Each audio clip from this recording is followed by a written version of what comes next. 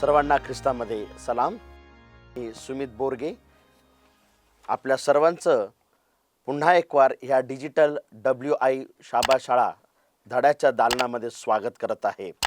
तसेच तावदान सदस्याचे देखील मी स्वागत करत आहे आणि त्यांचा मी परिचय करून देत आहे. आज माझ्या उजव्या हाताला पास्टर बनकर आहेत. सलाम. माझ्याकडे सोमवारचं सत्र आहे आणि या सत्राचा मथळा आहे अब्रामास पाचारण. तसंच आपल्यामध्ये पास्टर अमित पारदे देखील आहेत. सलाम. माझ्याकडं जे सत्र आहे मंगळवारचं तुम्ही मागितलेले दिले. तसंच आपल्यामध्ये आज पास्टर किशोर उमाप देखील आहेत. सर्वांना सलाम. माझ्याकडे जे सत्र आहे बुधवारचं विदेशांचे सत्ताधारी. त्याचप्रमाणे पास्टर सतीश भोसले देखील आज आपल्यामध्ये आहेत. सलाम. माझ्याकडं गुरुवार आणि शुक्रवारचं सत्र आहे. मथळा आहे विदेशांसाठी प्रकाश आणि अधिक विचार. आजच्या धड्याकडे जाण्यापूर्वी आपण प्रार्थना करणार आहोत आणि आपल्यामध्ये 2 शब्दाची प्रार्थना पास्टर किशोर उमाप हे करतील. आपण प्रार्थना करूया.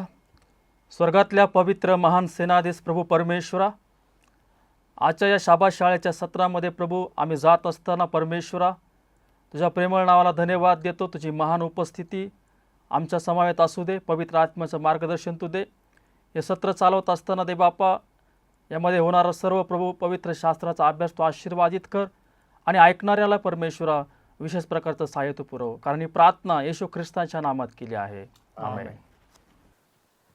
या तिमाहीमध्ये आपण शिकत आहोत अलंकारिक भाषा, प्रतिमा, चिन्ह, सांकेतिक भाषा.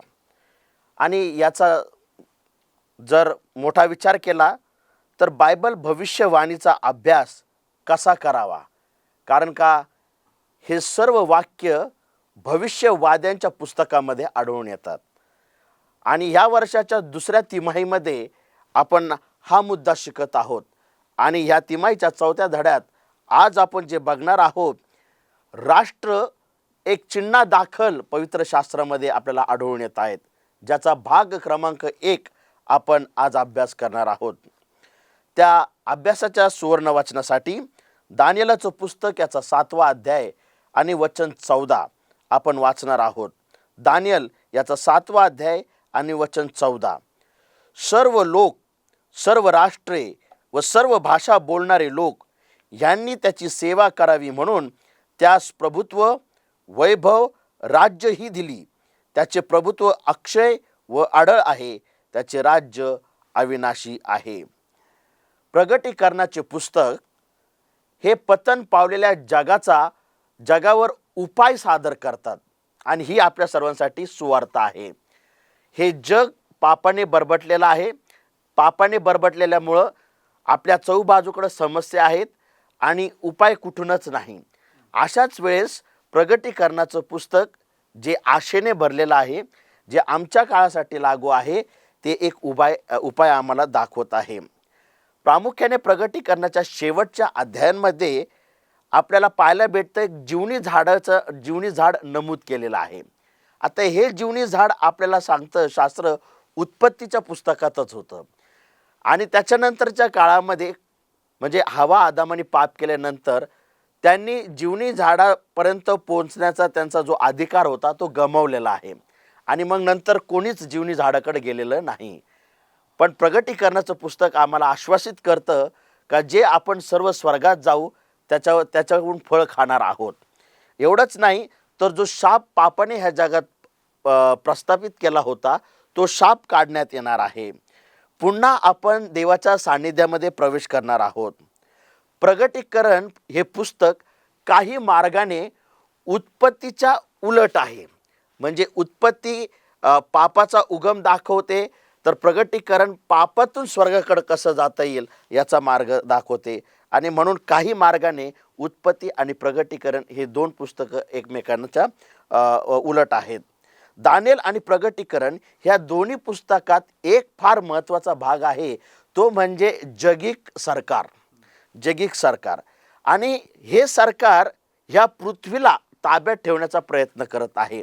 म्हणजे जगिक सरकारावर अधिकारी मानवता ह्या पृथ्वीला ह्या ग्रहाला मानव ताब्यात ठेवण्याचा प्रयत्न करत आहे. कितपत मानवाने ह्या पृथ्वीला ताब्यात ठेवावा जिचा निर्माणकर्ता परमेश्वर आहे. परमेश्वराच्या मालकीचा हा ग्रह आहे आणि मनुष्य जे परमेश्वराच्या मालकीचा आहे त्याच्यावर ताबा ठेवण्याचा प्रयत्न करत आहे. हे प्रगटीकरण आणि दानिएलचं पुस्तक आपल्याला सांगत आहे. हा तो देव आहे जो देव पाप आणि बंडखोरीचे भयंकर भाग संपल्यानंतर ह्या पाप आणि बंडखोरीचा तो शेवट करणार आहे. पण शेवटी तो हा शेवट धार्मिकतेने करणार आहे आणि त्याचं राज्य धार्मिकतेने असणार आहे. परंतु ही प्रक्रिया फारच लांब आहे, जी ह्या क्षणापर्यंत आपल्याला घेऊन जाते, ज्यामध्ये हजारो वर्षाच्या स्वराज्याच्या मानवी प्रयोगांचा समावेश आहे. आता ह्या प्रयोग मानवतेने जे केलेत हे काही खास त्यांनी यश घेऊन आलेले नाहीत. प्रत्येक मानवाचा प्रयोग हा यशस्वी ठरलेला आहे. मग काही प्रयोग असे आहेत जे आम्हाला थोड्या काळासाठी उत्तेजित केलेले आहेत, परंतु शेवटी ज्यावेळेस त्या मानवी प्रयोगाची तुलना स्वर्गातील देवाची किंवा निर्मिती देवाच्या समोर केली जाते, ते फोल ठरलेले आहेत. ते आपल्याला पाहायला भेटतं. बहुतेकदा खूपच कमी ते पडलेले आहेत. सहस्त्रबद्धीतील मानव जातीचा इतका दुःखद इतिहास म्हणजे ह्या अयशस्वी व्यवस्थांनी आपल्यावर आणलेले दुःखद घटनेचे वर्णन आहे. खरोखर मानवाने किती जरी प्रयत्न केला ह्या जगाच्या समस्यावर प्रयत्न करून प्रयोगांचा उपयोग करून तरी ते अयशस्वी ठरणार आहे. कारण का स्वतः मानव पापाला काय झालेला आहे, बळी पडलेला आहे. आणि म्हणून आपली सार्वकालिक सुवार्ता किंवा जी सुवार्ता येशू ख्रिस्ताने ह्या जगात आणलेली आहे तीच सुवार्ता आपल्याला याच्यातून यश देणार आहे. आणि ते म्हणजे देवाचं सार्वकालिक राज्य. आज 4था धडा शिकत असताना मथळाच आहे राष्ट्र, म्हणजे ह्या पृथ्वीवरची राष्ट्र आणि याच्या विरोधात असलेलं देवाचं राज्य, देवाचं राष्ट्र याविषयी आपण शिकणार आहे. आणि दानिएल 7:27 मध्ये आपल्याला स्पष्ट होतं का देवाचं राज्य अविनाशी, सडळ आणि सार्वकालिक असणार आहे. या विचाराने रविवारच्या सत्राकडे जात असताना आपण बघणार आहोत की निम्रोद आणि त्याने स्थापन केलेलं राज्य. आपल्या सर्वांना ठाऊक आहे का पाण्याच्या पुराच्या नाशानंतर सगळ्यात पहिले निम्रोद राजा, ज्याला आपण सर्वांनी बऱ्याच जणांनी वाचलेलं आहे का निम्रोदाला बलाढ्य म्हणलेला आहे, त्याला हुशार म्हणलेला आहे. जरी शास्त्र त्याला असं सादर करतं पण देवासमोर नाही. तो त्याच्या दृष्टीने शहाणा आहे, तो त्याच्या दृष्टीने स्वतःला समजत आहे. एदेनाची निर्मिती मानव जातीसाठी एक नमुनेदार घर होतं. जेव्हा पापाचा प्रवेश झाला तेव्हा देवाकडे कुठलाही पर्याय उरला नाही की मानव जातीला एदेन आणि जीवनी झाडापासून दूर करणे. तोपर्यंत तरी देवाकडे काही पर्याय नव्हता. ज्यावेळेस पापाने ह्या जगामध्ये शिरकाव केला आणि एकच पर्याय उरला होता का हवा आणि आदामाला एदेन बागेतून काय करणे, बाहेर काढणे. ही पार्श्वभूमी आपण बघत आहोत.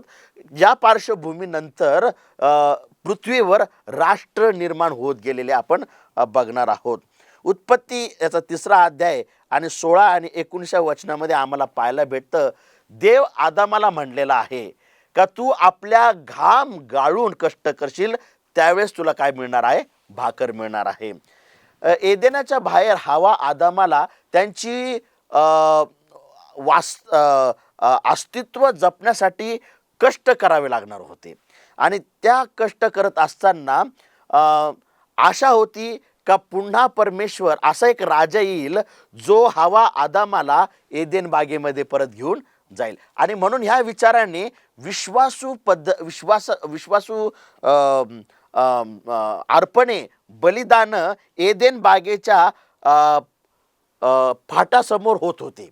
ते आपल्या लेकरांना शिकवत होते का आम्ही ह्या एदेन बागेमध्ये राहतो आणि इथं आपल्याला काय करायची आहे, आराधना करायची आहे. ते तिथं येऊन त्यांची देवाची भक्ती करायचे या अपेक्षेने की परमेश्वर राजा पाठवेल आणि आम्हाला पुन्हा एदेन बागेमध्ये जाता येईल. या पार्श्वभूमीतून आपण गेलेलो आहोत. पुढं बघत आहोत की आदामाची आणि हवेची ही चांगली अपेक्षा होती का त्यांनी पुन्हा काय करावा, एदेन बागेमध्ये जावं. मानवाला त्याच्या आनंददायी मार्गापासून, म्हणजेच एदेन बाग हा त्याचा आनंददायी मार्ग होता. तो तिथं खुश होता, देवासंग समागमे त्याचा संवाद चालू होता. परंतु पाप झाल्यानंतरच्या संकल्पनेमध्ये मानवाला त्याच्या आनंददायी मार्गापासून दूर केल्यानंतरही एदेन बाग पृथ्वीवरच राहिली. आदाम आणि त्याचे पुत्र देवाची उपासना करण्यासाठी एदेन बागेच्या फाटाजवळ नियम करत होते आणि तिथं ते शपथ घ्यायचे का ज्या आज्ञेच्या भंगामुळे आम्हाला एदेन बागेच्या बाहेर काढण्यात आलेलं आहे त्या आज्ञेचं आम्ही पालन करू, अशी शपथ ते तिथं घ्यायचे. जेव्हा जगात अधर्माची लाट पसरली आणि माणसाच्या दुष्टतेने पाण्याच्या पुराद्वारे त्यांचा नाश करण्याचे ठरवले, तेव्हा एदेन बागेला लावणाऱ्या हाताने, कोणी लावली होती एदेन बाग? परमेश्वराने. ज्या एदेनाला ज्या हाताने लावले, ज्या देवाच्या हाताने लावले, त्याच हाताने पाण्याच्या पुराद्वारे एदेन बागेचा ह्या पृथ्वीवरील काय झालेला आहे, काढून टाकण्यात आलेली आहे. परंतु आशा खुंटलेली नाही, संपलेली नाही. आम्हाला प्रगटीकरणाचं पुस्तक 21वा अध्याय 1 वचन आशा देत आहे का ज्यावेळेस नवे आकाश, नवी पृथ्वी आणि नवीन राज्य तयार करील त्यावेळेस त्याच्यामध्ये एदेन बाग असणार आहे आणि आपण सर्वजण त्या एदेन बागेमध्ये काय करणार आहोत, जाणार आहोत. आणि ती एदेन बाग पृथ्वी स्थापनेच्या एदेन बागापेक्षा तिचं वैभव महान असणार आहे, मोठं असणार आहे. ही आपल्यासाठी फार महत्त्वाची गोष्ट आहे आणि अशा आनंददायी ठिकाणी आपण सर्व जाणार आहोत. इतर आमच्या नवीन समस्यावर मानवी उपायांनी कार्य केले आणि आपण नगरांचा जन्म पाहतो. सुलभ जीवन जगण्यासाठी केलेला प्रयत्न आणि कदाचित एदेनात जे हरवले ते पुन्हा ताब्यात घेण्याचा प्रयत्न.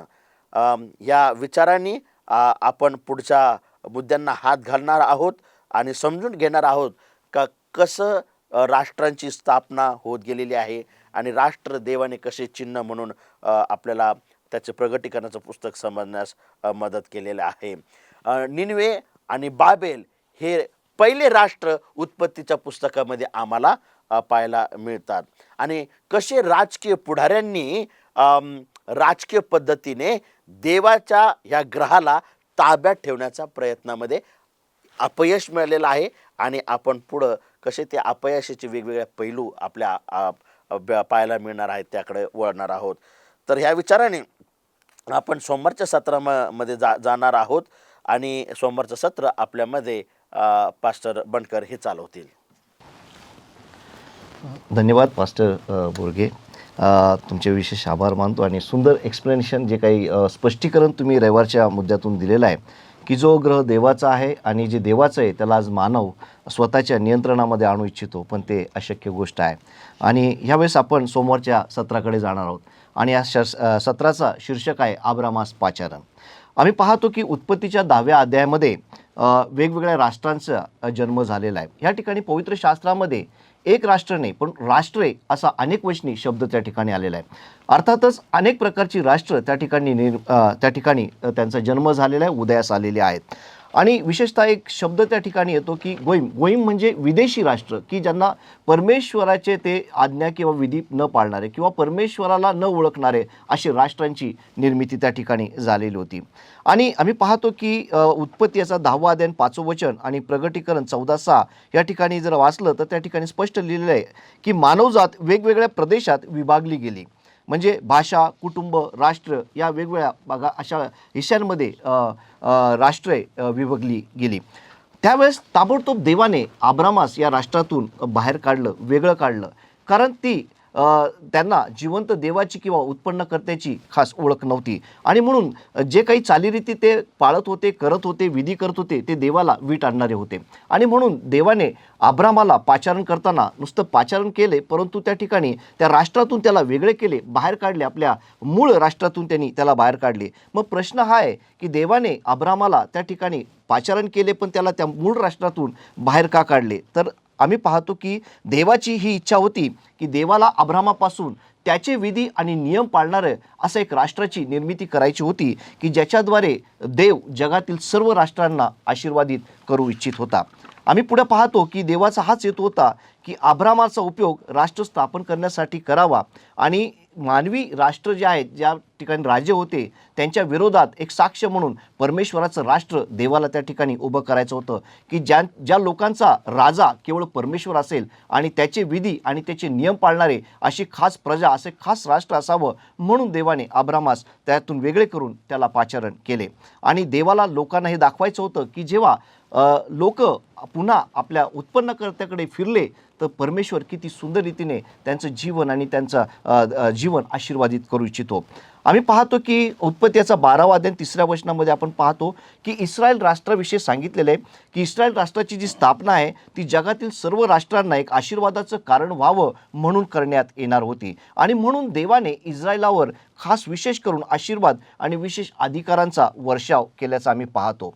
पुढे आम्ही पाहतो की देव अब्रामाच्या लेकरांना काय सांगत होता, कारण अब्रामापासून जी संतती पुढे झाली, अब्राम देवाच्या वचनाप्रमाणे पाचारणाप्रमाणे निघाला, त्याची संतती झाली, त्या संततीला परमेश्वर नेमकं काय सांगू इच्छित होता हे आपण पवित्र शास्त्रातून वाचूयात. आणि यासाठी मी अनुवाद याचा 4था अध्याय आणि 6वं वचन या ठिकाणी वाचत आहे. या ठिकाणी देव त्याच्या लोकांना सांगत आहे, तुम्ही ते काळजीपूर्वक पाळावेत, कारण त्यामुळे देशोदेशीच्या लोकांच्या दृष्टीला तुम्ही सुज्ञ व समंजस असे दिसाल. त्या सर्व विधींसंबंधी ऐकून ते म्हणतील की हे महान राष्ट्र खरोखर बुद्धिमान व समंजस लोकांचे आहे. पहा, या ठिकाणी देवाचा जो हेतू आहे, देव काय म्हणते पहा, हा जो नियम आणि विधी जे दिले होते देवाने त्याच्या लोकांसाठी, हे एका व्यक्तीला दिले नव्हते, एखाद्या समाजाला दिले नव्हते, परंतु संपूर्ण राष्ट्राला ते पाळण्यासाठी दिले होते. आणि हेतू हा होता की त्या राष्ट्राने पालन करून देवाचे नाव उंच करावे. आता महत्त्वाचा मुद्दा या ठिकाणी मी पाहतो की इस्रायल लोकांकडे किंवा देवाच्या लोकांकडे देवाने त्याचे विधी, खास त्याचे नियम आणि आज्ञा दिल्या म्हणून ते लोक खास विशेष बनले नाही. पण देव म्हणतो जर तुम्ही त्या पाळाल, काय म्हणत आहे, मी तुम्हाला ते दिलेले आहेत, परंतु त्यांनी तुम्ही काही खास बनत नाही, परंतु जेव्हा तुम्ही त्या विधी, माझे नियम आणि आज्ञा तुम्ही पाळाल त्यावेळेस देव म्हणत आहे की तुम्ही लोकांच्या दृष्टीत समंजस आणि हुशार असे दिसाल, सुज्ञ असे दिसाल.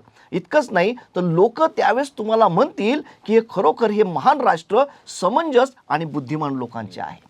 आणि मग या ठिकाणी आम्ही महत्त्वाचं जी गोष्ट देव आम्हाला शिकू इच्छितो की हे जे सत्य दिलेलं आहे, ज्या आज्ञा आणि नियम देवाने त्याच्या लोकांना दिले पाळण्याकरता, पण एक गोष्ट देवाने मात्र निश्चित त्या ठिकाणी सांगितले, या आज्ञा जसं मानवी जीवनामध्ये आशीर्वाद, उन्नती आणि बरकत आणणार आहेत, परंतु त्यासोबतच जर या आज्ञांचं किंवा विधींचं आम्ही पालन करणार नाहीत तर त्यासोबत आशीर्वादाऐवजी श्राप आणि जीवनाऐवजी मरण त्या ठिकाणी येणार होतं.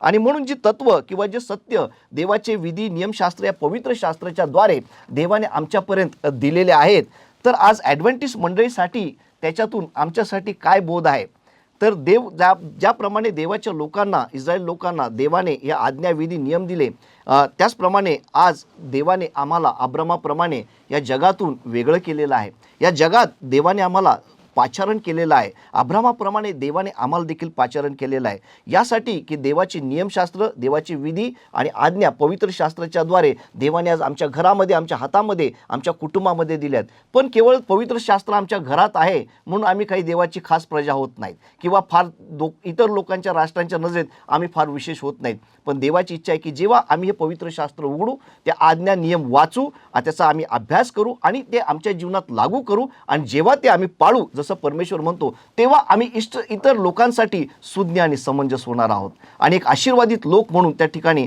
आम्हाला लोक आमच्याकडे बुद्धिमान लोक म्हणून पाहतील.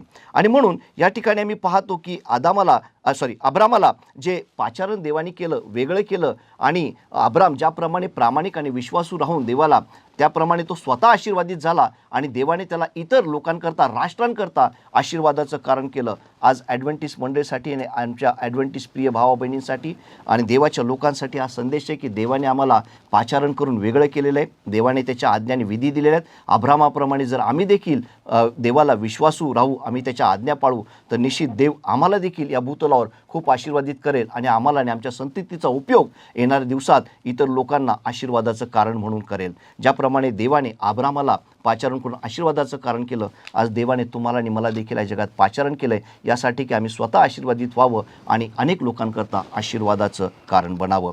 या विचारांनी या ठिकाणी मी सत्र समाप्त करत आहे. धन्यवाद बनकर पास्टर साहेब. सुंदर प्रकारे तुम्ही अब्रामाचं पाचारण या विषयावर प्रकाश टाकलेला आहे आणि ह्या अब्रामाच्या पाचारणातून आम्हाला दिसलेलं आहे का उत्पत्तीच्या 10व्या अध्यायामध्ये वेगवेगळ्या राष्ट्राची स्थापना झालेली आहे, पण अब्रामाच्या पाचारणातून देवाचं राज्य स्थापन होण्याचं आपण पाहिलेलं आहे. याच विचाराने पुढील सत्रामध्ये चालवण्यासाठी आपल्यामध्ये आज पास्टर अमित पारदे आहेत. सर्वांना सलाम. जे सत्र आहे मंगळवारचं, त्याच्यामध्ये जे हिडिंग आहे, मथळा आहे की तुम्ही मागितलेलं दिलं. आता इस्रायल लोकांनी काय मागितलं तर याचा वृत्तांत आपल्याला पहिले शमूएल 8वा अध्याय 4 ते 18 वचनामध्ये पाहायला मिळतं.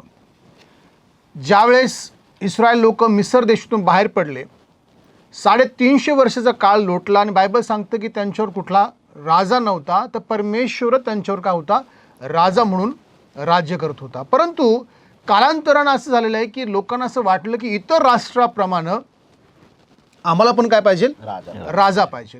कारण विधर्मी लोकांचं त्यांनी चालीरीती पाहिलं होत्या.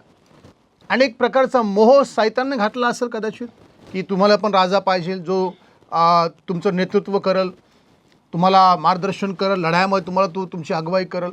आणि अशा पद्धतीनुसार त्यांनी एक राजाची मागणी केलेली आहे. आणि बायबल सांगतं की इस्रायलावर देव हा राज्य करत होता.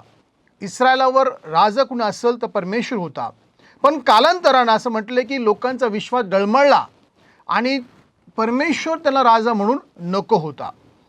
आणि असं म्हटलेलं आहे की कालांतरानं त्यांनी एक मागणी केली की आम्हाला आमचा स्वतःचा काय पाहिजे, राजा पाहिजे. जगिक रीतीनुसार आता आपण राष्ट्रांचा अभ्यास करत आहोत. पास्टर बोरगे यांनी सुरुवातीला सांगितलं की उत्पत्तीमध्ये आम्ही पाहतो की कशा रीतीनं राष्ट्रांची निर्मिती झाली. त्यानंतर देवाची योजना होती की खास राष्ट्र आमचं असावं, कुठलं, अब्रामाच्या द्वारे. आणि मग ज्यावेळेस इस्रायल लोकांना कोणी राजा नव्हता, त्यावेळेस त्यांनी आपला राजा म्हणून मागणी त्या संदेष्टाकडे केली आपण पाहतो. आणि मग देव ह्या मागणीला त्यांनी नाकार दिला नाही. देव असं म्हटलं की नाही मी तुम्हाला राजा देणार नाही. देव त्याला म्हटला की त्यांचा एक राजा असावून ठीक आहे, परंतु ते माझा अधिकार करत आहे. या मागणीद्वारे त्यांना देवाचं राज्य नको होतं, देव त्यांचा राजा म्हणून त्यांना नको होतं. आणि त्यांनी काय केलं आहे, याद्वारे देवाचा अधिकार केला आहे. मग देवाने काय केलं की त्यांना त्यांची इच्छा त्याने पूर्ण केली, परंतु ते लोक ह्याद्वारे स्वतःवर दुःख आणि अडचणी ओढून घेणार होते. कारण हे एक मानवी राज्य आहे. ज्यावेळेस मानवी राज्य शासन करतं त्यावेळेस आपला अनुभव असेल, इतिहासामध्ये आपण पाहिलेलं आहे. अनेक प्रकारचे हुकुमशाही राजे आपण पाहिलेले आहेत, ज्यांनी किती लोकांचा छळ केला, किती अडचणी त्यांच्यावर आणल्या, परंतु याची जाणीव त्यांना नव्हती. आणि इथं असं म्हटलेलं आहे की अशाच प्रकारचं दुःख ते राजाची मागणी केल्याद्वारे ते ओढून घेणार होते. आणि जसं विधर्मी राज्याने त्यांचा अनुभव घेतला होता, राजांच्या लढाईमध्ये मिलिटरी कट, जप्ती कर आणि अशा इतर गोष्टी. आता ज्यावेळेस आपण एक राजा म्हणून एखाद्याला आपल्यावर नेमतो, त्यावेळेस अशा अनेक गोष्टी आपल्या जीवनामध्ये येऊ शकतात, ज्याच्यामध्ये राजकीय कट असतात, कर येतो आपल्यावर, जप्ती येते जमिनीवर, घरांवर जप्ती येते, आणि अशा अनेक प्रकारच्या गोष्टी ज्या छळवणुकीच्याद्वारे आपल्याला काय करतात, त्रास देतात. आणि हीच गोष्ट इस्रायल लोकांना समजणार होती की ज्यावेळेस त्यांनी देवाचा काय केला, एक राजा म्हणून नकार केला, त्यावेळेस त्यांना ही गोष्ट समजणार होती. या ठिकाणी म्हटलेलं आहे की सामर्थी व्यक्ती जो मानवी स्वभावाचा आहे तो काय करतो, स्वतःच्या इच्छेप्रमाणे सत्ता चालवतो, परंतु त्याऐवजी देव दयाळूपणे आपल्याला चालवतो. त्याचं राज्य कसं आहे, एक दयाळूपणाचं राज्य आहे. त्याचं राष्ट्र कसं आहे, एक चांगलं राष्ट्र आहे. परंतु या ठिकाणी इस्रायल लोकांनी त्याला धिक्कारलं आणि एक जगिक राज्याची काय केली, मागणी त्यांनी या ठिकाणी केलेली आहे. इस्रायलांना तेच देण्यात आले ज्याची त्यांनी मागणी केली, परंतु जेव्हा त्यांना जाणीव झाली की ते फारच कमी दर्जाचं आहे. आता मानवी मनुष्य म्हटलं की ते दर्जा कमी असणारच आहे. कुठले राष्ट्र पूर्ण नाही आहे. आपण राष्ट्रांचा ज्यावेळेस अभ्यास करतो त्यावेळेस ते कमी दर्जाचं आपण पाहतो. परंतु जेव्हा त्यांना जाणीव झाली त्यावेळेस फार उशीर झालेला आपण पाहतो. त्यांनी देवाकडे गाऱ्हाणं केलं, परंतु देवाने त्यांची प्रार्थना ऐकली नाही. कारण ही त्यांची निवड होती. निवड कोणाची होती? इस्रायल लोकांची. एक राष्ट्र म्हणून त्यांना देवाने निवडलं, परंतु राजा म्हणून त्यांना परमेश्वर नको होता. आणि त्या समय असं म्हटलेलं आहे की परमेश्वर म्हटला की मी तुमचं ऐकणार नाही. प्रियांनो, हा इतिहास आम्हाला सांगतो की इस्रायल लोकांचा निवडीचा इतिहास हा फार कसा आहे? कठीण आहे आणि वाईट आहे. इतिहास का सांगतो आपल्याला? इस्रायल लोकांचा इतिहास कसा आहे? जेव्हा त्यांनी काही निवडलं चुकीचं, त्यांचा इतिहास हा वाईट आपल्याला पाहायला मिळतो. एक चांगला इतिहास आपल्याला पाहायला मिळत नाही. देवानं आपल्या लोकांच्या मानवी शासनाच्या दुष्टापासून सोडवणूक करण्याची सुरक्षेची व्यवस्था केली. बघा, देव चांगला आहे आणि या सगळ्या परिस्थितीमधून देवानं वारंवार काय केलं? लोकांचं संरक्षण केलं. कारण तो दयाळू आहे, त्याला आपल्या लोकांची काळजी आहे. आणि ह्या माध्यमातून देवानं आपल्या राष्ट्राला सोडलं नाही. वेळोवेळी परमेश्वर काय केलं? लोकांचा बचाव केला आणि त्यांना सुरक्षा दिलेली आपण पाहतो. असे अनेक राजे झाले जे चांगले पण होते, ज्यांनी चांगलं कार्य केलं, पण जे चांगले होते त्यांनी देखील चुका केल्या. जसं दावीद आणि इतर लोक होते, चांगले होते, परंतु त्यांनी पण चुका केल्या आणि परमेश्वर दृष्टी त्यांनी वाईट केलं आपण पाहतो. म्हणजे माणूस हा कधीही चांगलं राज्य करू शकत नाही. देवापेक्षा त्यांचे राज्य कमी दर्जाचे असतील, त्यांचं वागणूक चांगली असणार नाही, हे देवानं आपल्याला काय केलं? दाखवून दिलं. आणि राष्ट्रामध्ये फक्त देवच चांगलं कारभार करू शकतो. राष्ट्रामध्ये फक्त देवाचं राज्य उत्तम असणार आहे, हे परमेश्वरानं याद्वारे आपल्याला दाखवलेलं आहे. आणि शेवटी असं म्हटलं आहे की पापी इतर पाप्यांवर शासन करीत आहे. काय करत आहे? एक पापी इतर पाप्यांवर काय करत आहे? शासन करत आहे. आणि आजची स्थिती हीच आहे. आणि म्हणून प्रियांनो, आपण देखील समजून घेतलं पाहिजे की आमच्यावर फक्त एकच राजा आहे आणि तो कोण आहे? परमेश्वर आहे. आणि त्याच्याद्वारे येण्या दिवसामध्ये तो त्याचं राज्य स्थापन करणारे प्रकट करण्याचे पुस्तक आपल्याला सांगितलेलं आहे की त्याचं राज्य युगानुग असणार आहे आणि त्याच्या राज्याचा अंत होणार नाही. तर ह्या विचारावर आपण थांबूया की परमेश्वरानं एक राष्ट्र म्हणून इस्रायलाकडून निवडलं, परंतु त्यांनी त्याचा धिक्कार केला आणि एक मानवी राजा आणि मानवी राज्य म्हणून त्यांनी काय केलं? जगाकडे पाहिलं आणि त्यांचा इतिहास आपल्या पुढं आहे. हा मोह आपल्या पण होऊ शकतो. ज्यावेळेस आपण देवाला नाकारून काय करतो? एक मानवी व्यवस्था आपल्या जीवनामध्ये लागू करतो, त्यावेळेस आपल्याला देखील अशा प्रसंगाला, दुःखाला, कष्टाला सामोरं जाण्याचं काय धोका आहे. म्हणून आपल्या जीवनामध्ये परमेश्वर आपला राजा असावा, त्यानं आपल्या जीवनावर राज्य करावं आणि आपल्याला चालवावं, ही आपण प्रार्थना करणं गरजेचं आहे. तर या ठिकाणी आपण हा मुद्दा समाप्त करणार आहोत. धन्यवाद पास्टर अमित, आपल्या सुंदरशा मार्गदर्शनाबद्दल. मंगळवारच्या सत्रावर कधीकधी मनुष्याला वाटतं इस्रायलांनी राजा मागितला तर तो पण कोणाकडेच मागितला? देवाकडेच मागितला. म्हणजे त्यांच्या ह्या मागणीमध्ये त्यांनी सरळ देवाचाच धिक्कार केलेला आपल्याला पाहायला भेटलेला आहे. आभार आहे तुमचे. या पुढील सत्रामध्ये पास्टर किशोर उमाप आपल्याला घेऊन जाणार आहेत. पुढे एकदा या ठिकाणी आपण बुधवारच्या सत्रामध्ये जाऊया. सुंदर प्रकारे आपण या राष्ट्रीय धड्यामध्ये आपण अभ्यास करत असताना वारंवार हा शब्द आलेला आहे की देवाकडे लोकांनी राजाची मागणी केलेली आहे. आणि याचा अर्थ असा आहे की मंडळीमध्ये देव त्या ठिकाणी देवाणघेवाण करतो मंडळीमध्ये. आणि मग या ठिकाणी आजचा जो मुद्दा आहे, विदेशांचे सत्ताधारी, ज्याला इंग्लिशमध्ये द रूलर्स ऑफ जेंटाईल म्हटलेलं आहे. विदेशी म्हणजे परराष्ट्रीय लोक आणि या परराष्ट्रीयवर राज्य करणारे राज्यकर्ते. पुष्कळ वेळा देवाने लोकांना राजा दिलेला आहे ते त्याच्या पद्धतीनं चालवण्यासाठी, परंतु पुढं इस्रायलामध्ये आणि मंडळीमध्ये ज्यावेळेस परराष्ट्रीयवर लोकांनी राज्य केलेलं आहे त्यावेळेस मंडळीतले लोक त्याला कसे बळी पडलेले आहेत, त्यानंतर त्या मंडळीची स्थिती कशी झालेली आहे, हा विषय आजच्या याच्यामध्ये आलेला आहे. आणि म्हणून इस्रायल राष्ट्र आणि मंडळीच्या चुकाची पूर्वछाया म्हणून आपल्याला दाखवण्यात आलेलं आहे. याच्यासाठी आपल्याला मत्ती याचा 20वा अध्याय आणि 25 ते 28 वचनामध्ये फार सुंदर प्रकारे प्रभू येशू ख्रिस्ताने या ठिकाणी आपल्याला सांगण्यात आलेलं आहे की जे इतर म्हटण्यात आलेलं आहे. मत्ती याचा 20वा अध्याय आणि 25 ते 28 वचनामध्ये लिहिलेलं आहे. खरे मोठेपण येशूने त्यास बोलावून म्हटले, विदेशावर त्यांचे अधिपती प्रभुत्व चालवतात व मोठे लोकही अधिकार करतात, हे तुम्हाला ठाऊक आहे. तुम्हामध्ये तसे नसावे, तर तुम्हामध्ये जो कोणी श्रेष्ठ होऊ पाहतो त्याने तुमचा सेवक व्हावे, आणि तुम्हामध्ये जो कोणी पहिला होऊ पाहतो त्याने तुमचा त्या ठिकाणी दास व्हावं. आता ख्रिस्ती मंडळीची स्थापना करत असताना येशूने त्याच्या शिष्याला कोणत्या चुका करण्यास टाळण्यास सांगण्यात आलेलं आहे. या ठिकाणी जरी आपल्याला माहीत आहे की मंडळीमध्ये इस्रायलामध्ये ज्यावेळेस देवाने लोकांनी राजाची मागणी केली त्यावेळेस त्या राजाच्या मागणीमुळं काय झालेलं आहे, देव त्यांचा राजा झाला नाही आणि अशा वेळेस मनुष्याकडे सत्ता गेली आणि शेवटी राष्ट्राला एक नैतिक नाशाकडे तो घेऊन गेलेला आहे.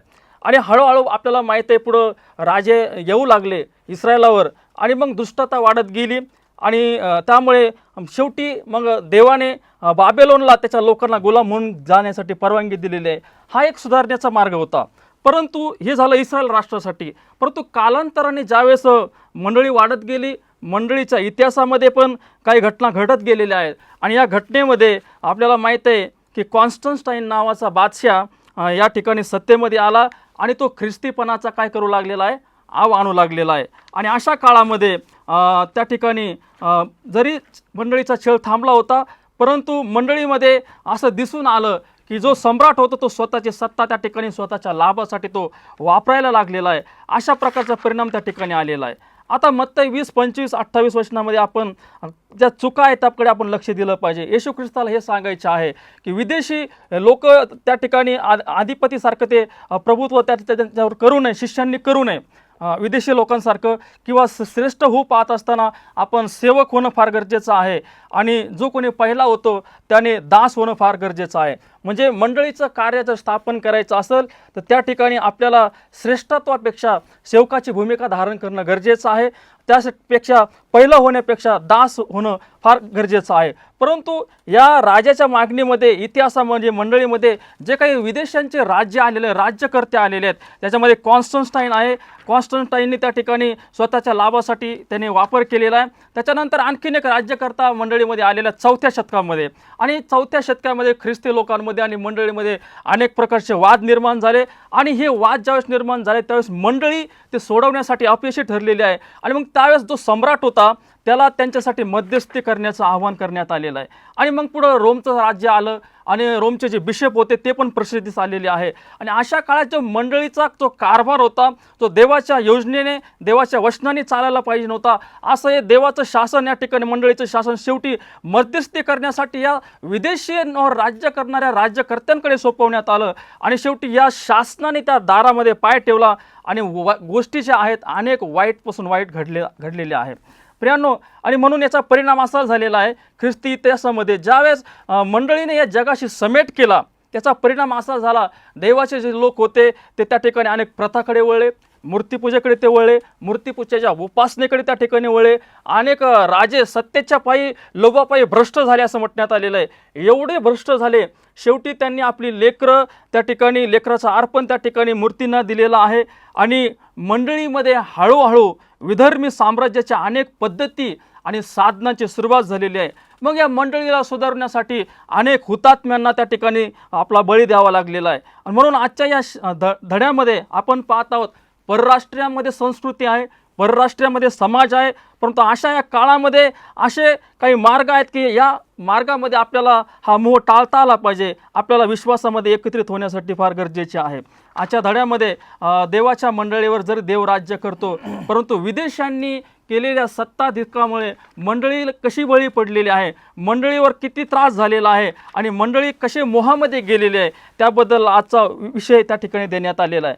आणि जर विदेशांना सत्ता दिली गेली त्या ठिकाणी विदेशांनी जर राज्यकर्ता केलं तर निश्चित देवाचे लोक मूर्तीपूजेकडे घेऊन जाण्याचा धोका आहे, जगिक गोष्टीमध्ये ते गुंतण्याचा धोका आहे.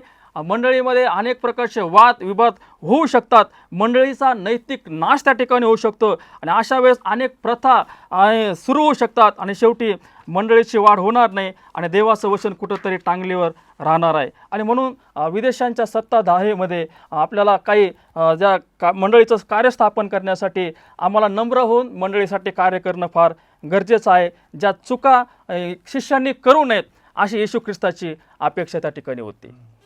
फार सुंदर पास्टर उमाप आपण बुधवारच्या सत्रामध्ये चालवलेला आहे. इस्रायल राज्याबरोबर मंडळीने चुकीच्या गोष्टींची निवड केलेली आहे. ह्या सत्रामध्ये आपलं योगदान मार्गदर्शन चांगलं ठरलेलं आहे आणि ह्याच विचाराने आपण पुढं गुरुवारच्या सत्राकडे जात आहोत आणि पास्टर सतीश भोसले आपल्याला त्याच्यातून चालवतील. सलाम, माझ्याकडं गुरुवारचं सत्र आहे आणि त्याचा मथळ आहे विदेशांसाठी प्रकाश. आत्तापर्यंत आपण पाहिलेलं आहे या धड्यामध्ये की अब्रामाचं पाचारण झालेलं आहे. अब्राम हा विधर्मी देशामध्ये होता. अब्राम हा मूर्तीपूजेच्या देशामध्ये होता. पण परमेश्वराने त्याची निवड केली एका खास उद्देशासाठी की त्याच्याकडून संपूर्ण जगाला आशीर्वाद मिळावा यासाठी अब्रामाची निवड केली होती. मग त्यानंतर आपण पाहिलं की कालांतराने इस्रायल लोकांनी परमेश्वराविरुद्ध बंड केला आणि त्यांनी राजाची मागणी केली. मग त्यानंतर आपण पाहिलं की विदेशांचे सत्ताधारी की आपण इस्रायल देशाचा जर इतिहास बघितला तर देवाचा जो हेतू होता, उद्देश होता त्यांची निवड करण्यासाठी, तो हेतू सोडून लोक किंवा देवाचे लोक परमेश्वरापासून दूर दूर दूर जात गेले. तर आज मला प्रश्न असा मांडायचा आहे की इस्रायल राष्ट्राची स्थापना आणि आपल्या मंडळीची स्थापना कशासाठी केलेली आहे किंवा याचा हेतू काय आहे. हा खूप गांभीर्याचा विषय आहे. जर इतिहास बघितला आणि काही वचनं अगोदरचे बघितले तर आपल्याला समजतं की अब्रामाचं पाचारण एका विशेष हेतूसाठी केलं होतं की त्याच्याद्वारे संपूर्ण राष्ट्रांना किंवा जगाला आशीर्वाद मिळावा, प्रकाश मिळावा, देवाचं ज्ञान मिळावं, त्याच्या आज्ञा मिळाव्या. पण तसं न घडता लोकांना देवाचा विसर पडला आणि ते परंपरेप्रमाणे जाऊ लागले, विधर्मी लोकांच्या मागं जाऊ लागले, विधर्मी प्रथेच्या मागं जाऊ लागले आणि त्यांच्यावर अनेक संकट आले. मग दुसरा प्रश्न असा होता की मग मंडळीची स्थापना कशासाठी करण्यात आलेली आहे. आज तुम्ही आणि मी सेव्हन्थ डे ॲडव्हेंटिस्ट चर्चचे सभासद आहोत हे जाहीरपणे सांगतो, चर्चला जातो, लोकांना सांगतो की आम्ही सेव्हन्थ डे मंडळीचे सभासद आहोत. पण ह्या मंडळीच्या स्थापनेचा हेतू काय आहे आणि तो आपण पूर्ण करतो का आपण इस्रायली लोकांसारखंच परंपरा फॉलो करतो, जगाच्या मागं जातो आणि आपल्यामध्ये तडजोड झाली आहे, मंडळीमध्ये तडजोड झाली आहे, हे आपल्याला पाहायला मिळतं का. तर इस्रायल राष्ट्राची स्थापना आणि मंडळीची स्थापना हे याचं उत्तर आपल्याला पाहायला मिळेल मत्तई 5:16 मत्तई 5:16 पहिलं वचन मी वाचत आहे. तशाच प्रकारे तुम्ही सुद्धा इतरांच्यासाठी प्रकाश असले पाहिजे, यासाठी की त्यांनी तुमची चांगले कामे पाहावी आणि तुमचा पिता जो स्वर्गात आहे त्याचे गौरव करावे. या ठिकाणी दोन गोष्टीचा उल्लेख आहे की आपला प्रकाश इतरांसमोर पडावा आणि आपले चांगले कार्य कृत्य लोकांनी बघून परमेश्वराचं गौरव करावं. ह्या दोन्ही गोष्टीमध्ये इस्रायल लोक अपयशी ठरले आणि त्याच्यामुळं विधर्मीपणा, मूर्तीपूजा, परंपरा, देवावर विश्वास न ठेवणे, देवाविरुद्ध बंड करणे, राजा मागणे, जगाप्रमाणे वागणे, ह्या सगळ्या गोष्टी कशामुळे आल्या की ते जो त्यांच्यामध्ये प्रकाश होता ते प्रकाश विझत गेला, आज्ञा पाळण्यापासून ते विभक्त झाले किंवा दूर गेले. हेच वचन दुसऱ्या शब्दामध्ये येशू ख्रिस्ताने आपल्याला मत्तई 28:19 देखील सांगितलेलं आहे की या मंडळीची स्थापना कशासाठी केली आणि अब्रामाचं पाचारण कशासाठी केलं. मत्तई 28:19 सांगतं की म्हणून तुम्ही जा आणि राष्ट्रातील लोकांस माझे शिष्य करा. हा हेतू आहे. पण हा हेतू आपण पूर्ण करत आहोत का. आपला प्रकाश इतरांपुढं आपण मांडत आहोत का. इतरांना आपले सत्कर्म दिसून ते परमेश्वराकडे येत आहेत का. जसं गुरुवारच्या सत्रामध्ये सुरुवातीलाच सांगितलेलं आहे की एखाद्या धार्मिक व्यक्तीकडे आपण पाहिलं आणि आपली स्वतःची तुलना केली आणि आपल्यामध्ये काही उणीवता असली तर आपल्या मनावर एक दडपण येतं. तोच हेतू होता की इतर राष्ट्रांनी इस्रायल राष्ट्राकडं बघावं आणि त्यांच्यावर एक प्रकारचं नैतिक दडपण यावं की हे लोक आज्ञा पाळणारे लोक आहेत आणि आज्ञा पाळण्यामुळं हे कशा प्रकारचे लोक होतात. तुम्ही एक शब्द वापरला, सोज्ञ. बरोबर आहे, सोज्ञ आणि समंजस लोक होतात. तर त्यामध्ये इस्रायल लोक अपयशी ठरले आहे. सेव्हन्थ डे ॲडव्हेंटिस्ट चर्च आपण सुद्धा अपयशी आहोत का, आपल्याला यश मिळत आहे, ह्यावर आपण गांभीर्याने विचार करणं खूप गरजेचं आहे. आज आपल्या भोवती देखील पुष्कळ लोक विधर्मी आहेत, पुष्कळ इतर धर्माचे लोक आहेत. त्यांच्याकडं आपला प्रकाश पडतो का. त्यांच्याकडं त्यांच्या नजरेमध्ये आपले सत्कर्मे त्यांच्या नजरेमध्ये सत्कर्मे येतात का? जर येत नसतील तर मग इस्रायल लोकांमध्ये आणि आपल्या मंडळीमध्ये काही फरक राहत नाही. मग प्रकटीकरण 14:12 हे एक वचन मला वाचायचं आहे.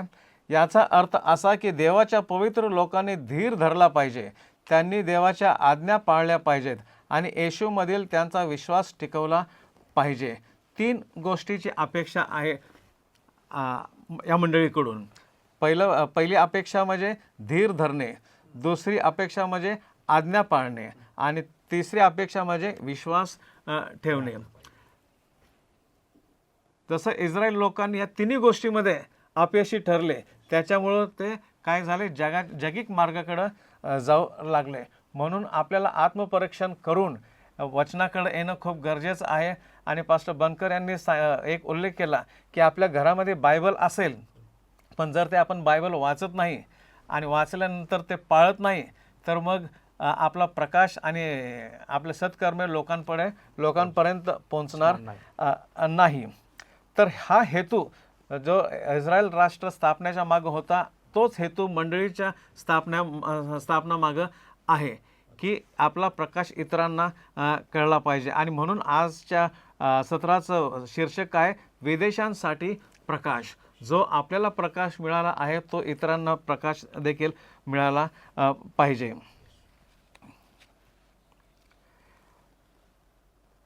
या जगामध्ये येशू ख्रिस्ताचं जे चरित्र आहे, शील आहे, ते पूर्णपणे कोणी प्रदर्शित केलं आहे का?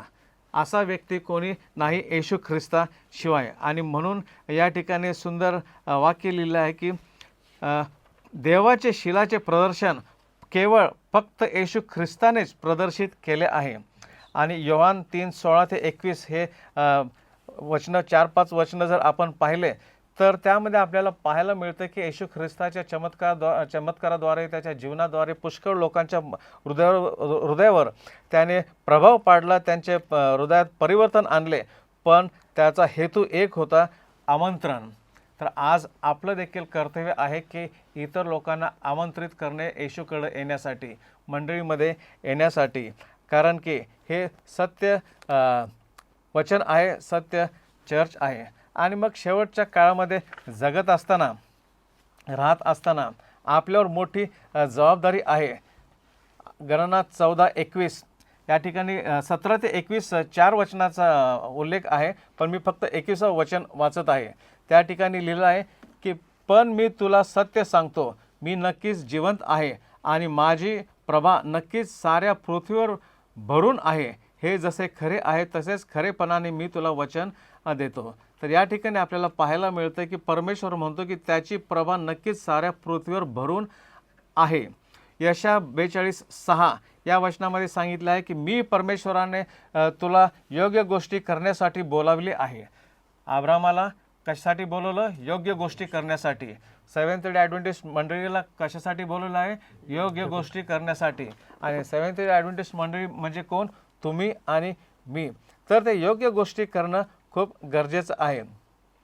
पुढं परमेश्वर म्हणतो, मी तुझा हात धरीन आणि तुझे रक्षण करीन, मी लोकांबरोबर केलेल्या कराराची तू खून असशील. म्हणजे आपण लोकांपर्यंत परमेश्वराच्या वतीने जाणं ही आपली जबाबदारी आहे, ही आपलं कर्तव्य आहे. आणि शेवटचं लाईन आहे की सर्वांना प्रकाश देणाऱ्या दिव्यासारखा तू असशील. तर किती मोठी जबाबदारी आपल्या प्रत्येकावर आहे. अगोदर माझ्यावर आहे आणि मग आपण सर्वांवर आहे असं आपण म्हणायला काही हरकत नाही की सर्वांना प्रकाश देणाऱ्या दिव्यासारखं आपण होणं खूप गरजेचं आहे. कॉन्स्टंटाईनचा एक उल्लेख करण्यात आला की 3ऱ्या-4थ्या शतकामध्ये कॉन्स्टंटाईन राजाने मंडळीमध्ये प्रवेश केला, त्याने काही परंपरा सुरू केले, हे आपल्याला पाहायला मिळतं. ख्रिस्ती धर्म स्वीकारला आणि ती एक तडजोड होती. त्यानंतर लोकांच्या मनात कदाचित असं आलं असेल की आता राजाने पण धर्म स्वीकारलेला आहे आणि म्हणून आता पुष्कळ शांती वगैरे होईल. पण ते एक सैतानाचा डावपेच होता असं म्हणायला काही हरकत नाही. कारण की या ठिकाणी लिहिलं आहे 4थ्या शतकाच्या सुरुवातीच्या भागात कॉन्स्टंटाईनचे नाम मात्र परिवर्तन झाले. फक्त नाम मात्र परिवर्तन झाले. त्यामुळे फार आनंद झाला आणि जगाने धार्मिकतेचा झगा घातला आणि मंडळीमध्ये आला. आता भ्रष्टाचाराचे कार्य वेगाने वाढले. विरोधी श्रद्धा नेस्तनभूत झाल्यासारखी वाटली, पण ती जिंकणारी झाली. सैतान मंडळीमध्ये कसा प्रवेश करतो हे एक त्याचं चांगलं उदाहरण आहे. म्हणून आपल्याला आपली दृष्टी, आपले विचार खूप अलर्ट पाहिजे, चाणक्य नजर पाहिजे आणि आपल्याला भेदभाव करता आला पाहिजे, ओळखता आलं पाहिजे, असं या ठिकाणी आपल्याला शिकायला मिळतं. तर तिच्या आत्म्याने मंडळीवर ताबा मिळवला. तिची तत्वे, उत्सव व अंधश्रद्धा ख्रिस्ताच्या प्रसिद्ध अनुयायांच्या विश्वास आणि उपासना यात घुसली आहे. तर आज आपल्याला पाहायला मिळतं की पुष्कळ मंडळी आहेत की ज्यांच्यामध्ये जगिक ज्या रूढी आहेत, परंपरा आहेत, त्या सर्व परंपरा ते पाळले जातात. पण आपण आपल्याकडं सत्य जे वचन आहे, पण 28 तत्व आहेत, बायबलचा आधार आहे, याचा चांगला अभ्यास करून त्या आज्ञा पाळणं गरजेचं आहे. आणि आपल्याला जो प्रकाश मिळालेला आहे तो प्रकाश इतरांपर्यंत पोहोचवणं हे खूप महत्त्वाची जबाबदारी आपल्यावर आहे. कारण की येशू ख्रिस्त काय म्हटलेलं आहे मत्त्याच्या पुस्तकामध्ये की कोणी दिवा लपवून ठेवत नाही. तर तो जो दिवा आपल्याकडे आहे तो दिवा प्रकाश आपण इतरांपर्यंत पोहोचवला पाहिजे. धन्यवाद पास्टर सतीश, तुम्ही सुंदरशा मार्गदर्शनाने गुरुवारचं आणि शुक्रवारचं सत्र चालवलेलं आहे. आपण ह्यावेळेस एका वाक्याच्या निष्कर्षाकडे जाणार आहोत आणि शाबात परिचय आणि रविवारच्या सत्राचा निष्कर्ष हाच आहे की आपल्या युगातला अभ्यास अजूनही चालू आहे. इंग्लिशमध्ये ज्याला सिव्हिलायझेशन म्हणतात, या सिव्हिलायझेशनचा अभ्यास चालू आहे. वेगवेगळे तज्ज्ञ शोध करत आहे का कुठलं राष्ट्र पहिले प्रगतिशील झालं, ह्या गोष्टींचा अभ्यास चालू आहे. आणि अशाच काळामध्ये पवित्र शास्त्र वर विश्वास ठेवणारे ख्रिस्ती यांना सरळ पवित्र शास्त्र सांगतं की कसं राष्ट्रांची निर्मिती झाली आणि कशी देवाने राष्ट्रांना स्थापन केलेलं आहे आणि त्यावर वेगवेगळे राज्य कसे पुढं उदयास येत गेलेलं आहे. उत्पत्ती त्याचा फार सुंदररित्या परिचय करून देत आहे. सोमवारचा सत्राचा निष्कर्ष. ज्या ठिकाणी आपण सोमवारच्या सत्राचा निष्कर्ष ऐकणार आहोत की आम्ही पाहतो की त्या काळामध्ये जी सर्व विदेशी राष्ट्र होती त्यातून देवाने अब्रामाला पाचारण केलं. यासाठी त्याला बोलावलं, वेगळं केलं की देवाचे नियम पाळणारे आणि देवाच्या आज्ञा पाळणारे असे आशीर्वादित राष्ट्र देवाला त्याच्यापासून निर्माण करायचे होते की त्याच्याद्वारे परमेश्वराला त्या राष्ट्राच्या द्वारे अनेक राष्ट्रांना आणि अनेकांना आशीर्वादित करायचं होतं. आणि आम्ही पाहतो की त्यासाठी देवाने अब्रामाला त्या ठिकाणी पाचारण केलं. त्याचप्रमाणे आज आम्ही रेमनंट चर्च ॲडव्हेंटिस्ट मंडळी या नात्याने देवाने आम्हाला देखील पाचारण केलेलं आहे आणि विशिष्ट उद्देशाने पाचारण केलेलं असताना आम्ही देवाला विश्वासू राहिल्याने आम्ही एक देवाचं राज्य आमच्याद्वारे मंडळीच्याद्वारे एक देवाचं राज्य आम्ही या जगामध्ये स्थापित करून अनेकांसाठी आशीर्वादाचं कारण होऊ शकतो. या धड्याचा जो किंवा या मथळ्याचा जो सारांश मला असं वाटतं की मानवी जे राज्य आहे हे राज्य जगिक आणि सामर्थ्यशाली आहे आणि त्याच्याद्वारे आपल्या जीवनामध्ये दुःख आणि वेदना येतात. परंतु देवाचं राज्य जे आहे त्या माध्यमातून देव आपल्याला दयाळूपणे चालवतो, आशीर्वादित आपल्याला असं करतो. आणि जे आम्ही मागतो, जसं इस्रायलांनी मागितलं एक राजा म्हणून आणि देवाने त्याला दिलं, पण त्या मागणीतून त्यांना शेवटी दुःख आणि वेदना झाल्या आहेत. तर आपण देखील परमेश्वराला जे काही मागतो ते आपल्या इच्छा पण जेव्हा आम्ही मागून घेतो त्यावेळेस कधीकधी त्या माध्यमातून आपल्याला त्रास आणि वेदना होऊ शकतात. म्हणून आपल्या मागण्या, आपल्या प्रार्थना हे देवाच्या इच्छेप्रमाणे असणं फार गरजेचं आहे, जेणेकरून आपल्या येणाऱ्या काळामध्ये एक आशीर्वादित जीवन आपल्याला जगता येईल. मला तर असं वाटतं की माझ्या मुद्द्यामधून असा निष्कर्ष येतो की जर चुकीची सत्ता जर या ठिकाणी जगामध्ये जर आली, मंडळीमध्ये आली, तर ती मंडळीचा नाश करते. परंतु याच्यासाठी आपल्याला देवाच्या वचनाची सेवा ही विदेशांसारखी अधिपतींसारखी न करता आपण दास, सेवक आणि नम्रतेने जर वागलो तर निश्चित मंडळीसाठी एक चांगलं होईल आणि मंडळी मोहातून वाचवली जाईल. आणि बिशप रोम आणि कॉन्स्टन्टाईन यांनी मंडळीसाठी जे काही पुढारपण त्या ठिकाणी केलेलं आहे त्याच्यापेक्षा खरा मध्यस्थ जो देव आहे आपण त्याच्याकडे वळणं फार गरजेचं आहे.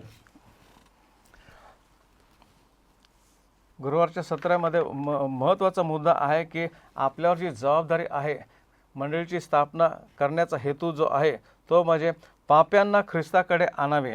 आणि 3 देवदूतांचा संदेश स्पष्टपणे सांगतो की आपण आपल्याला बोलवलं आहे की त्याच्या मंडळीद्वारे सांगण्यात आले ते बाहेर जाते केवळ निवडक लोकांतच नव्हे तर प्रत्येक राष्ट्र, वंश, भाषा आणि लोक यांच्यापर्यंत परमेश्वराची सुवार्ता पोहोचवणं यासाठी आपली स्थापना केलेली आहे. फार सुंदर आपल्याला ह्या धड्यातून मार्गदर्शन तावदान सदस्यांनी केलेलं आहे. त्यांचे मी मनापासून आभार मानतो. प्रेक्षक हो, आपल्याला जर हा व्हिडिओ आवडला असेल तर कृपया करून लाईक करा. आपल्या नातेवाईकासंग इष्टमित्र बरोबर शेअर करा. आणि जर तुम्ही आमच्या चॅनलवर नवीन असाल तर कृपया सबस्क्राईब करा आणि बेल आयकॉन दाबून असे अधिक आध्यात्मिक व्हिडिओ पाहण्यासाठी कृपया बेल आयकॉनवर क्लिक करा. जर आपली काही प्रार्थना विनंती असेल तर कृपया कॉमेंटमध्ये लिहा आणि आम्हाला संपर्क साधण्यासाठी तुम्ही आमचा ईमेलचा उपयोग करू शकता. digitalwiu@gmail.com ह्या ईमेलचा उपयोग करून तुम्ही आम्हाला संपर्क साधू शकता. आजच्या ह्या सत्राचा शेवट करण्यासाठी आपल्यामध्ये पास्टर अमित पारदे आहेत, ते आपल्यासाठी प्रार्थना करतील.